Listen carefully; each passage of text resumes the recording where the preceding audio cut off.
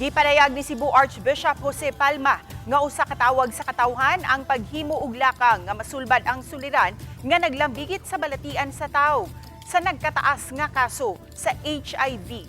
Matud niya nga kabahin sa panaw sa kinabuhi ang realidad sa kahimtang sa panglawas. Apan gikinahanglang ipasubay usab sa makatawhanon ug gugma ang aksyon mahitungod sa pagtutok sa HIV. Duna matud pay mga pamaagi nga malikayan ug maminusan ang pagkatap sa HIV nga mo'y hagit sa matag usa kun unsaon sa paglikay niining maong balatian.